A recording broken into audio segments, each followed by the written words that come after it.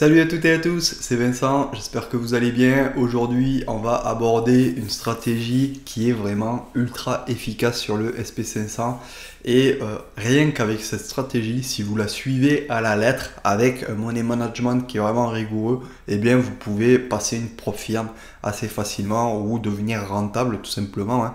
Donc cette stratégie, je vous conseille vraiment de regarder la vidéo et de ne pas la négliger parce que c'est une stratégie moi que j'utilise au quotidien et qui est vraiment redoutable. Donc dans cette vidéo, on va aussi voir comment ça fonctionne sur des marchés légers et sur des marchés lourds. Alors là, voilà, moi j'avais déjà regardé un peu à l'avance il y a quelques temps si ça fonctionnait sur les marchés légers, quand j'étais en salle de marché avec des étudiants. Mais voilà, sur les marchés légers, c'est assez difficile parce que c'est tellement léger que repérer des trous de liquidité là où il y en a partout, ben voilà, forcément on s'embrouille. Donc on va aller voir quand même pour essayer de regarder comment ça se présente, mais voilà, j'ai pas grand espoir. Et les marchés très lourds, ben moi je les ai tradés pendant des années et je sais d'avance que ça va être aussi compliqué parce qu'un Bund, pour l'arrêter, il est tellement lourd que il vaut plus qu'un petit creux de liquidité pour l'arrêter, ou alors voilà, ça va déborder, ça va pas être aussi précis qu'avec un SP500 qui est un marché mi-lourd. Il n'est pas trop lourd, il n'est pas trop léger, donc voilà, c'est vraiment un marché idéal pour trader les creux de liquidité.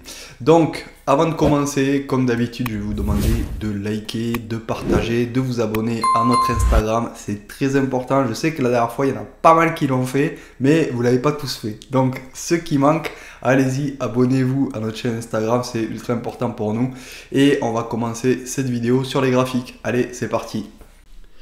Alors, nous voici sur les graphiques pour vous expliquer qu'est-ce qu'un creux de liquidité. Voilà, là j'ai choisi un exemple bien précis de creux de liquidité pour que vous compreniez bien ce qu'est un creux de liquidité et que vous sachiez le détecter. Et ensuite, on va voir un peu les conditions dans lesquelles on prend un creux de liquidité, les conditions dans lesquelles il faut faire attention pour prendre un creux de liquidité.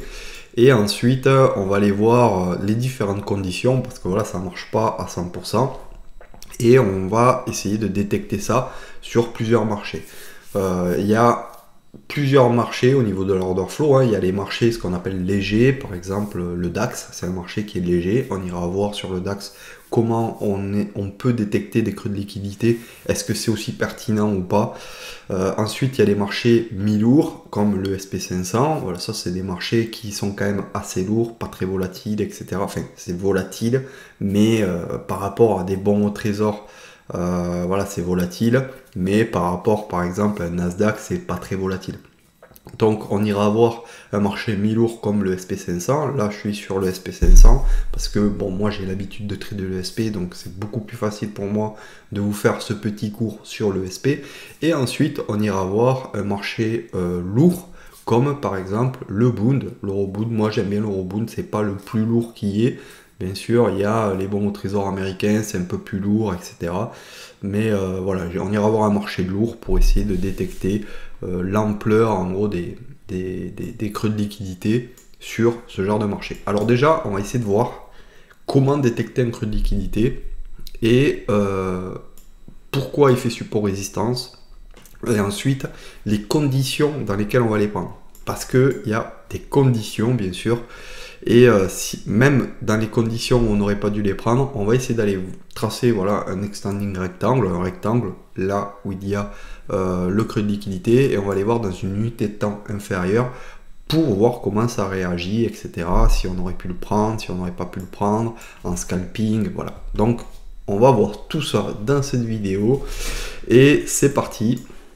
Alors on va commencer déjà par un magnifique creux de volume, je vous l'ai choisi spécialement. Vous savez, normalement je prépare pas mes cours, voilà, j'ouvre les graphiques, vu que je maîtrise le sujet, pour moi c'est assez facile, et en même temps on voit les contre-exemples et les bons exemples. Donc c'est pour ça que je ne prépare pas trop mes cours en règle générale, mais là j'ai voulu vous sortir un magnifique creux de liquidité pour que vous compreniez bien ce qu'est un creux de liquidité et vous sachiez directement au début de la vidéo comment détecter un creux de liquidité et à quoi ça ressemble. Voilà, ça c'est très important. Un creux de liquidité, qu'est-ce que c'est? Déjà, ça se passe sur une bougie footprint. Alors si vous ne savez pas comment lire un footprint. Je vous invite à aller voir la vidéo que j'ai faite sur le footprint. Je vous la mettrai de ce côté ou de ce côté. Vous pouvez cliquer et je vais tout vous expliquer sur le footprint. C'est assez important de savoir qu'est-ce que représente un footprint, voilà, tout simplement, parce que sinon vous allez être un peu perdu. Mais pour vous rafraîchir la mémoire, pour certains qui ont regardé déjà la vidéo, ça fait un petit moment, je vais vous expliquer. En gros, vous avez vu ici, on a ici une bougie. Voilà, ça fait une bougie. Ici, on a la mèche. Ici, on a le corps de la bougie. Alors, je vais essayer de vous le tracer assez proprement. Voilà, on a le corps de la bougie et on a une petite mèche. Donc, qu'est-ce que c'est? C'est tout simplement une bougie 5 minutes. Et à l'intérieur, ce qui différencie le footprint à une bougie, un chandelier japonais classique, c'est tout simplement qu'à l'intérieur, on a les ordres exécutés. Pour faire bouger un marché, eh bien, il faut des ordres exécutés, voilà, pour passer d'un prix à un autre, etc. C'est toute une bataille en fait entre les acheteurs et les vendeurs, aller absorber la liquidité au-dessus ou en dessous. Et donc, bon, ça, je l'ai déjà expliqué aussi sur la mécanique du prix, comment le marché bouge. Une vidéo aussi que j'avais faite il y a un petit moment. Ça, je vous mettrai aussi le lien dans la vidéo ou dans la description. Et sur cette bougie, comment c'est divisé? C'est divisé, d'un côté, on a les vendeurs. Alors, je vais vous mettre ça en rouge. Comme ça, voilà, ça sera un peu plus parlant. Ici, on a tous les vendeurs. De ce côté, tous les ordres exécutés à la vente. Voilà. Et ici, on a tous les ordres exécutés à l'achat. Ça, c'est assez important de comprendre que à gauche, il y a les vendeurs, à droite, il y a les acheteurs. Donc, quand on a compris ça, on sait en fait que en théorie, ça devrait travailler à peu près similairement, et à un moment donné, il y a un côté qui prend le dessus, en fait, les acheteurs ou les vendeurs qui prennent les dessus et qui mettent plus de lot que d'autres.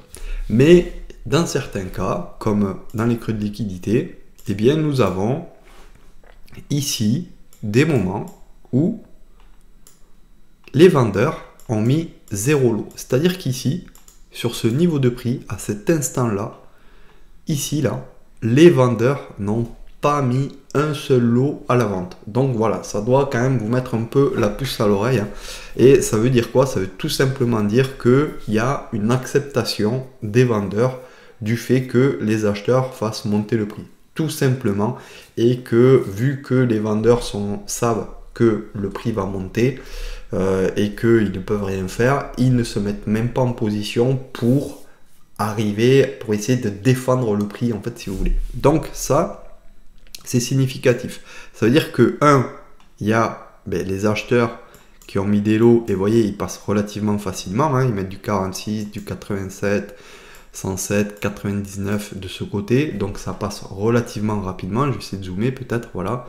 Bon, c'est un peu flou, mais en fait, ici, on voit qu'ils sont passés relativement rapidement. Donc ça veut dire quoi? Ça veut dire que côté carnet d'ordre, pour absorber la liquidité vendeuse, eh bien, ça a été beaucoup plus facile que d'habitude parce que, regardez ici, par exemple, ils ont dû mettre du 500, du 800, etc. Sur une bougie à peu près normale, si on regarde ici, voilà, pour monter, il faut au moins mettre du 400, du 800, du 1000, 500, 300, 200, etc. Là, ils sont montés vraiment ultra facilement. Et ça veut dire quoi? Ça veut dire que les ordres en attente dans le carnet d'ordre, il y en a beaucoup qui se sont retirés pour laisser monter le prix. Et il y a une chose aussi qui est significative, ça veut dire que là aussi, en face, côté contrat exécuté, c'est-à-dire vraiment la contre-attaque où les institutionnels mettent l'argent sur la table pour essayer de défendre le prix, parce que ça ne se défend pas que au carnet, et bien là, la contre-attaque a été nulle. Il y a eu 0, 0, 0, 0 sur 5 niveaux. Il y a eu des zéros, donc sur 5 niveaux, il n'y a aucun vendeur au monde qui a mis un lot là-dessus. Donc ça doit vous mettre la puce à l'oreille. Si les institutionnels ne rentrent pas à ce niveau, c'est que généralement, il y a quelque chose. Donc ensuite, les conditions dans lesquelles il faudra essayer de rentrer. Alors le creux de liquidité, c'est ça. Le creux de liquidité, si vous en avez un, vous le tracez comme ceci. Voilà. Ça, alors vous pouvez, là où il y a 85, vous pouvez l'y mettre si vous voulez, mais en règle générale, on prend les 0, mais bon, vous pouvez mettre ça. Alors il y a quelques exceptions, je vais vous faire voir, des fois il y a des POC à côté, on peut prendre les POC avec, des fois il y a des imbalances aussi. Si c'est immédiatement collé ici au 0, ben, on peut les prendre, si c'est un ou deux ticks, mais après si ça nous fait une zone trop large, bien sûr, on ne le prend pas. Donc les conditions pour les prendre, c'est lesquelles? Ce sont lesquelles? Alors, déjà, on va essayer de prendre un mouvement dans une tendance. C'est-à-dire que si on a un mouvement comme ça, voilà, et que par exemple on a un creux de liquidité, je vais le faire en bleu, non pas en bleu, je vais le faire en vert, voilà. On a un creux de liquidité à ce niveau-là. Mais là, on va se dire qu'on peut le prendre parce qu'on est vraiment dans une tendance, voilà, que ce soit haussière ou baissière. Si jamais on est dans quelque chose comme ça, je réinitialise le dessin, on est dans quelque chose comme ça, un range, voilà, peu importe, hein, même si c'est vraiment pas propre, et que là, à un moment donné, on a un creux de liquidité, ben là, on va pas le prendre. Tout simplement parce qu'on est dans une zone de range, et que voilà, les creux de liquidité dans les zones de range, ça peut le faire, oui, mais on va pas tout à fait s'en servir pareil. Je vais vous montrer comment on arrive à s'en servir, mais on va pas les trader pareil. Alors des fois c'est peut-être pas évident, hein, parce que les premières fois où on va faire un range, on ne sait pas forcément, des fois si on fait un petit excès à la hausse, etc., on ne sait pas forcément si c'est un creux de liquidité qui est vraiment valide ou pas. Mais c'est important de se dire, attention, si on est dans un range, ça on le prend pas. Voilà, on prend pas le creux de liquidité, on va pas s'en servir en fait de support et de résistance tout simplement. Ensuite, il y a une autre petite condition. Si par exemple on a un creux de liquidité mais on n'en a qu'un, voilà, par exemple un ou deux, voilà, comme ici. Ici on en a deux. Là, si on n'en a qu'un, ben on le prend pas tout simplement. C'est vraiment rédhibitoire. Et si on en a vraiment deux qui sont pas foufou quoi, voilà, par exemple un 0, un 5, bon, on peut essayer de le prendre, mais voilà, il va falloir vraiment faire attention. Et le meilleur endroit pour prendre les creux de liquidité, vraiment, alors ça, je vous file vraiment un tips qui est vraiment qui a vraiment de la valeur. C'est par exemple, vous avez un niveau assez important et vous travaillez, voilà, votre prix de travail. Hop, alors je vais prendre cet outil là, il travaille, il fait comme ça, et là, en année, il vient casser. Et au moment de casser ce niveau qui est important, hein, voilà, c'est n'importe quel niveau, hein, close de la veille, etc., n'importe quel niveau, et bien là, vous avez ici un creux de liquidité sur ce niveau-là. Ça, c'est vraiment des creux de liquidité, j'ai envie de dire, ils sont vraiment parfaits, et ceux-là, il faut les prendre. Donc, voilà, à peu près toutes les conditions où on va prendre les creux de liquidité. Donc, ici, regardez, on a des zéros, etc. On les trace et derrière, qu'est-ce qu'on fait? On attend un retour là-dessus et en règle générale, ben, ça vient toucher la zone et ça se retourne dans cette zone-là. Ça, c'est vraiment quelque chose qui est un grand classique au niveau des creux de liquidité. Alors, on va essayer de voir aussi, j'ai vu un petit contre-exemple ici. Regardez. Ici, par exemple, celui que j'ai fait voir, hein, alors il n'est pas extrêmement beau parce que il y a ici du 5, du 0, et puis il n'est pas énormément grand, mais on va le tracer.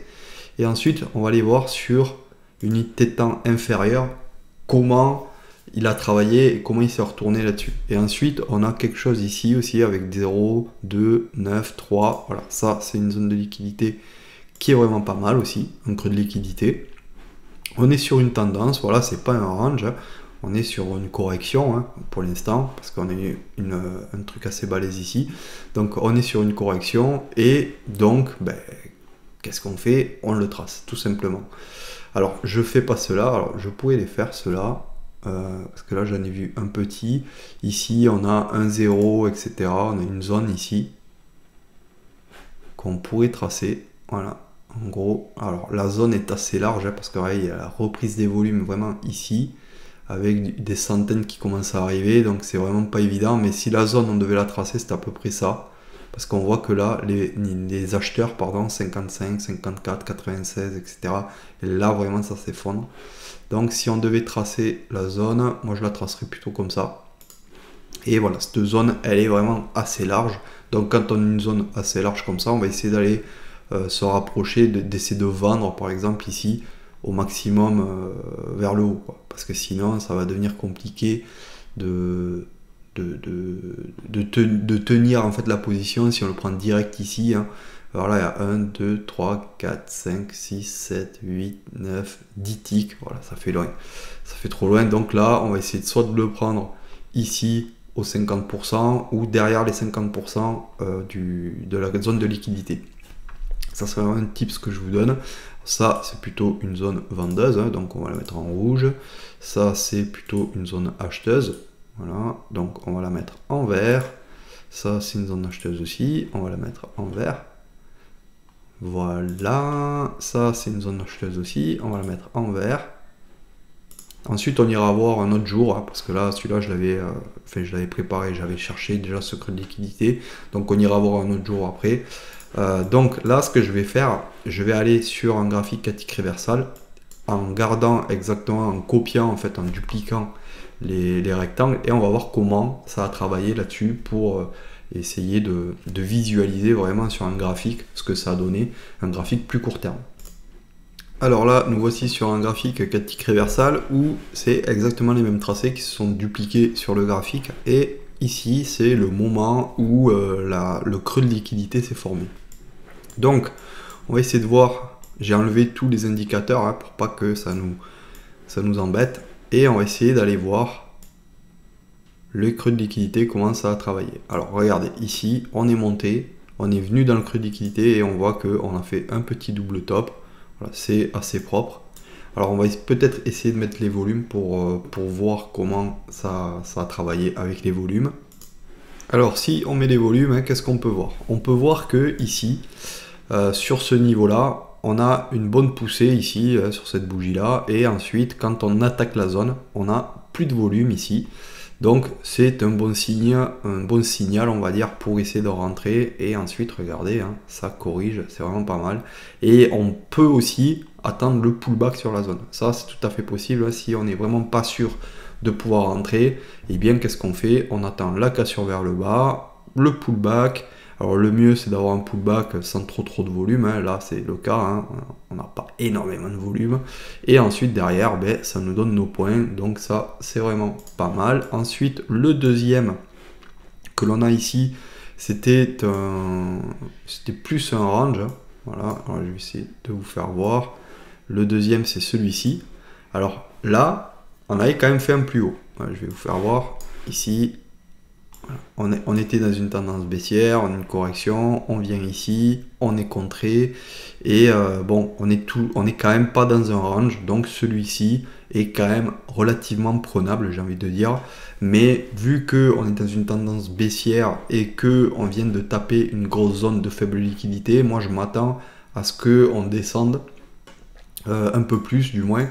Donc je vais être prudent sur ce genre de creux de liquidité parce que c'est du contre-tendance, et en plus, bon, c'est pas un creux de liquidité qui est énorme, hein. Regardez, celui-là il est vraiment pas mal, il est quand même assez large. Celui-ci fait à peine 3 ticks, et il y a 1,0, 1,5, 1,71, donc bon, et on est dans une tendance qui est relativement baissière.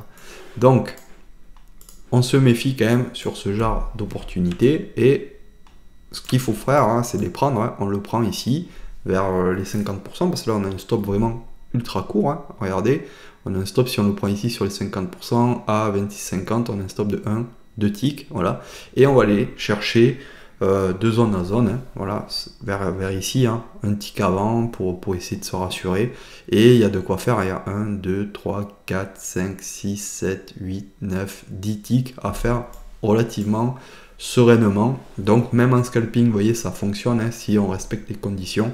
Et ensuite ici on en avait un autre, hein, c'est le bas de la bougie, qui était vraiment assez sympa celui-là, parce que en plus d'avoir cette zone là de creux de liquidité, on avait le bas de la bougie. Je vais vous le remettre ici, voilà, c'était à ce moment là le bas de la bougie, on a bien décollé. Donc ça, c'est vraiment pas mal, ce genre de config, parce que on sait qu'on est protégé et de 1 par le bas de la bougie, et de 2 par le creux de liquidité.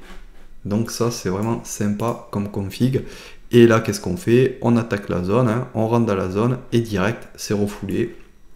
Ici, et pareil, là, on a un stop vraiment ultra serré, parce que même si on le prend, on l'aborde, on a 1, 2, 3, 4 ticks de stop. Donc là, c'est vraiment l'idéal pour pouvoir prendre un setup, hein, 4 ticks de stop, au pire 5, voilà, si on veut vraiment se protéger sous cette petite bougie là. Mais voilà. Ensuite, ici, on a pareil, hein, un creux de liquidité. C'était ce creux de liquidité là. Voilà. Ce creux de liquidité là. Et derrière, qu'est-ce qu'on a? Pareil, un rebond au niveau des 50%. Alors là, celui-là, vu qu'il est un peu large, 1, 2, 3, 4, 5. J'aurais essayé de le prendre voilà, vers les 50%, peut-être un tick avant. Et ensuite, là, on a un stop de 1, 2, 3, 4 ticks. Voilà. Là, c'est un stop ultra serré quand même. Et on revient dessus. Ça, peut-être c'est sur la même bougie. Je sais pas. Mais derrière, on revient encore dessus. Alors, une fois que c'est travaillé, normalement, et que les zéros ont été comblés, faut pas le reprendre. Donc ça, il faut vraiment faire attention. Donc une fois, voilà, ça passe. Mais si c'est dans la même bougie en fait et qu'il se rejeté encore avec des zéros, ben voilà, vous le prenez en compte, mais vous le tracez à la bougie. Voilà. Et la bougie ici, je pense qu'elle se termine. Hein. Voilà, elle se termine à 45. Donc ici, celui-ci, il est valide. Hein. Vous le prenez sur les 50% et derrière, regardez, il y a une magnifique montée à prendre. Ça, c'est vraiment ultra propre aussi. Hein. Ensuite, on va essayer d'aller voir peut-être un autre marché. Parce que là, c'est vrai qu'on a fait le SP. Mais vous voyez, rien que sur une petite config comme ça, de 16h35 à 17h40, bon, ça fait quand même 1 heure de temps. Mais en 1 heure de temps, là, il y avait de quoi se faire la journée, quoi. On se faisait la journée, hein. Un trade gagnant, 2 trades gagnants en scalping, 3 trades gagnants en intraday, 4 trades gagnants en intraday. Regardez, il y avait largement de quoi faire. Hein. Trade gagnant en intraday. Là, on en avait un autre creux. Regardez, là, on est en range, donc du coup, on les prend pas. Et là, on casse vers le haut, etc. On fait vraiment des plus hauts. On clôture sur des plus hauts. Donc celui-là, on peut le prendre. Hein, pareil, on va le tracer juste pour la forme. Regardez, il y a un 0, etc. Toute la zone là, elle est ici. Alors la zone, elle est un peu plus large, mais regardez, si on prend vraiment la zone, on va prendre ici jusqu'à là. Voilà. Parce que la zone, elle s'arrête ici. La zone s'arrête ici. Alors même, on pourrait prendre... je vais l'ajuster. Alors attendez. Parce que là, je l'ai tracé peut-être un peu loin. Voilà. Là, si on va avoir une zone ultra serrée, on prend ça. Mais il faut compter que ça peut redescendre jusqu'ici. Hein. Vous voyez que le creux de liquidité, ici, il fait aussi foi parce que c'est sûr, il n'y a pas des 1, etc. Mais la liquidité est largement inférieure de ce qu'elle devrait être. Donc, on prend cette zone-là, on se met dans un coin de la tête que ça pourrait éventuellement redescendre jusqu'à là. Voilà, donc ça fait une zone vraiment assez grande. Et ensuite, il faut regarder en 4 ticks ce que ça a donné. C'était à quelle heure? Vers 18h20. Vers 18h20. C'est ici. C'est cette zone-là. Voilà. Où il y a 2 rectangles. Voilà. Alors, le premier rectangle, pareil, j'essaie de le bouger pour qu'on voit un peu. Mais regardez, si vous prenez... Je vais l'effacer carrément. Hop. Si vous prenez ce rectangle-là, que vous prenez vers les 50%, parce que là la zone est petite, hein, là vous prenez 50%, à peu près ici un tick avant, enfin juste avant, et là vous avez 1, 2, 3 ticks de stop, c'est vraiment court. Et pour aller chercher ici, si on le prend ici directement, 1, 2, là où ça monte le plus, 3, 4, 5, 6, 7, 8 ticks, allez, 9, mais là on ne serait pas exécuté je pense. C'est pas sûr d'être exécuté, donc on a 8 ticks, donc c'est vraiment pas mal, 8 ticks pour aller chercher 3 ticks, et ensuite on sait qu'on a la zone là, on peut essayer de le reprendre pour essayer d'aller chercher un peu plus hein. On peut essayer de la deuxième fois, essayer d'aller le reprendre, hein. La deuxième fois, voilà, on arrive au bord de la zone, 1, 2, 3, 4, 5, 6, 7, 8, voilà, pareil, on a pas mal de possibilités. Après ici, voilà, ça casse d'un tick. Donc si vous avez mis votre stop ici, ben, vous serez sûrement exécuté au stop et ça serait une perte. Mais quand on prend ce genre de config, ben, il faut s'attendre à ce qu'on puisse descendre jusqu'ici. Donc voilà, là vu que le stop ici était de 3 ticks, 4, 5, 6, voilà, on peut mettre un stop à 5-6 ticks, hein, essayer de le prendre peut-être un peu plus en bas pour avoir un stop, voilà, on le prendre sur le bas de la zone, comme ça on a un stop de 1, 2, 3, 4 ticks ici. Donc voilà, ça c'est après de la gestion. Donc je vais avancer et on va aller sur un marché comme le Bund pour essayer de voir si c'est plus facile ou pas de repérer ce genre de config. Alors nous voici sur le Bund. Alors je vais essayer de retourner un peu en arrière pour trouver des configs qui sont pas trop mal. Alors je vais aller, voilà, le 11 et on va essayer de détecter, voir s'il y a des creux. Alors regardez ici il y en a un déjà creux qui est pas mal. Ah, ici il y en a un aussi, ouais, ça a l'air d'être une news, donc on va se méfier quand même parce que en plus la zone est ultra large, donc là je vais pas la prendre et je vais prendre plutôt ce genre de zone là ici. Voilà, ici on a du, alors je vais zoomer pour que vous voyez bien. Voilà, je vais pas m'éterniser trop sur le Bund, mais je vais vous montrer au moins comment les détecter. Alors ici, regardez, on a une moyenne en gros de 500, 300, 500. Voilà, ça travaille bien. Et on donnait 1, 21, 180, 89. Donc là, on sait que on a un trou de liquidité. Voilà, on le sait, on le voit, c'est assez clair, c'est largement en dessous de la moyenne. Donc qu'est-ce qu'on fait? Ici, on va le tracer. Voilà. On va le tracer et qu'est-ce qu'on fait au final, hein, on est dans tendance, etc. On revient dessus, voilà, nickel. Alors je vais peut-être l'extendre pour essayer de voir si on retourne y travailler parce que là, on l'a juste à peine touché. Donc je vais le mettre en rouge pour signifier que c'est une zone plutôt vendeuse. Et on va en chercher d'autres. On va essayer d'en chercher d'autres. Alors, sur le Bund, les creux de liquidité, c'est moyen parce que c'est un marché qui est vraiment très lourd, donc c'est un peu plus difficile d'avoir des creux de liquidité, hein, tout simplement. Et après, sur les hautes bougies, bon, on va pas essayer de les prendre, on va essayer de vraiment prendre des cas d'école. Alors ici, regardez, on avait quelque chose, hein, mais voilà, c'est pas un marché qui est en tendance, donc pour moi, c'est pas fou. Ici, il y a des petits creux, mais bon, c'est éparpillé, voilà. C'est pas très clair. Alors, je vais essayer de dézoomer un peu, voilà, pour essayer de voir si on arrive à avoir des petits creux de liquidité. Alors ici, ouais, c'est pas très clair, voilà.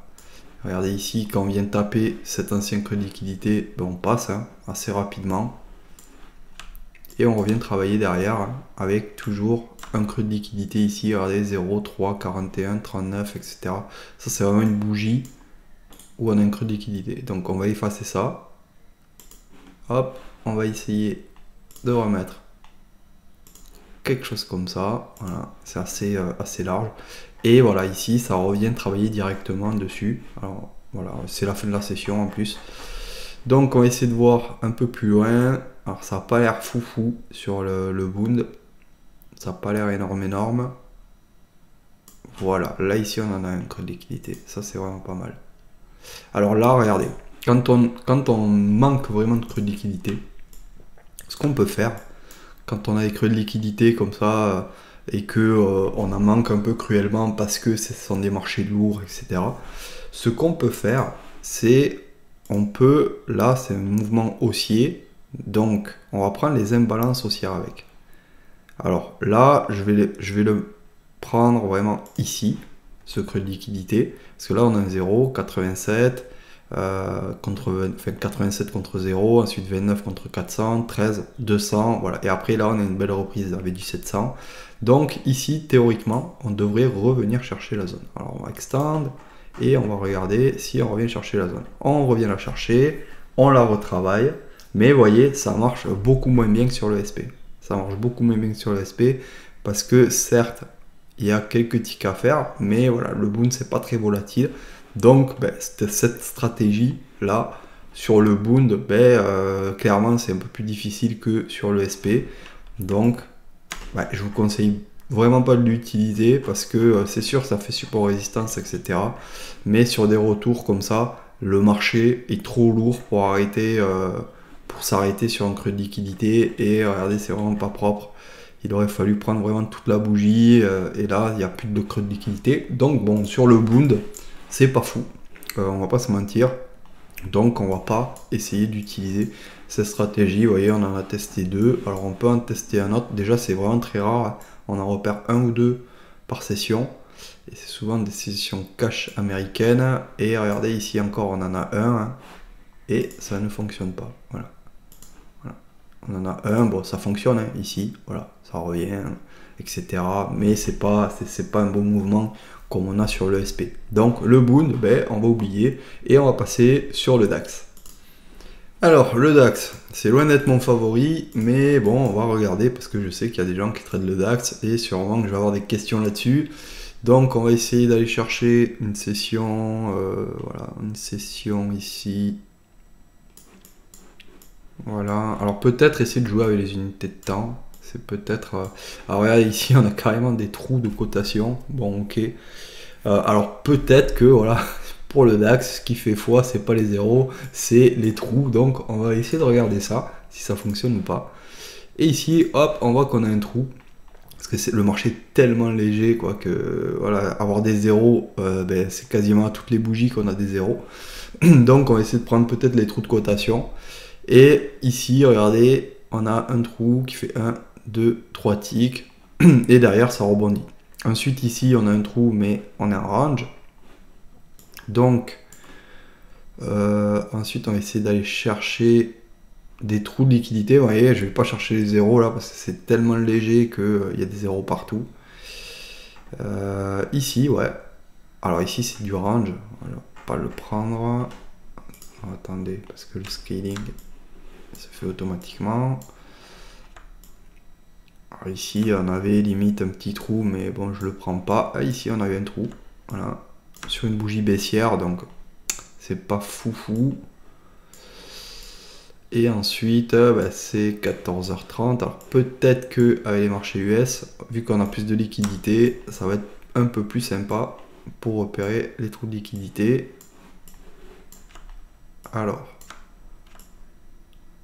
on va essayer de repérer quelques petits trous de liquidité. Alors déjà, regardez ici, il y a énormément de zéros. Hein. Il y a énormément de zéros, donc au final, ben, on ne peut pas trader avec cette méthode là sur le DAX parce que regardez, là, si on devait tracer notre zone elle fait ça quoi. Donc vraiment, la zone est vraiment trop large. Donc c'est pas tradable, on va dire, dans l'état parce qu'il faut quand même penser au son money management, etc. Là, c'est pareil, hein, regardez, il y a plein de zéros, des 1, etc. C'est vraiment pas tradable. Donc voilà, au niveau du Bund et du DAX, ben, moi je dirais que c'est vraiment pas foufou.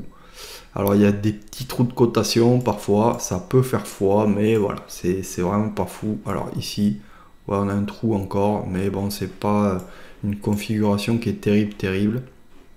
Donc voilà, moi personnellement, je ne l'utiliserai pas sur le DAX, hein, parce que on voit très bien que c'est pas super pertinent, tout simplement. Donc cette technique là, elle fonctionne bien sur les marchés mi-lourds, mais elle fonctionne pas tellement sur les marchés vraiment lourds ou sur les marchés légers, trop légers comme le DAX. Hein. Voilà, cette vidéo est terminée. J'espère qu'elle vous a plu. Si c'est le cas, ben, comme d'habitude, les likes, testez bien la stratégie et n'hésitez pas à me faire un retour sur la stratégie que vous avez testé dans les commentaires, hein, si vous êtes arrivé à la mettre en place, si vous avez quelques difficultés, si vous avez des remarques, etc. Eh bien, n'hésitez pas à me faire un retour dans les commentaires, ça me fera vraiment très plaisir. Et si j'ai assez de retours, si j'ai vraiment des bons retours qui sont pertinents, ben, je ferai comme la vidéo que j'ai faite précédemment, je ferai une question-réponse, je prendrai tous les commentaires de questions sur cette stratégie et j'en ferai une vidéo, je répondrai à vos questions, etc. pour aller vraiment plus profondément dans la stratégie et plus profondément dans les questionnements que vous avez dans cette stratégie. Donc n'hésitez pas à communiquer avec moi ou de prendre même un appel, hein, si vous voulez prendre un appel. Il y a des rendez-vous de calendrier juste en dessous où vous avez un petit calendrier et vous prenez rendez-vous directement avec moi. Ça me fait toujours extrêmement plaisir de vous parler et on se retrouve dans la prochaine vidéo. Allez, à plus, ciao.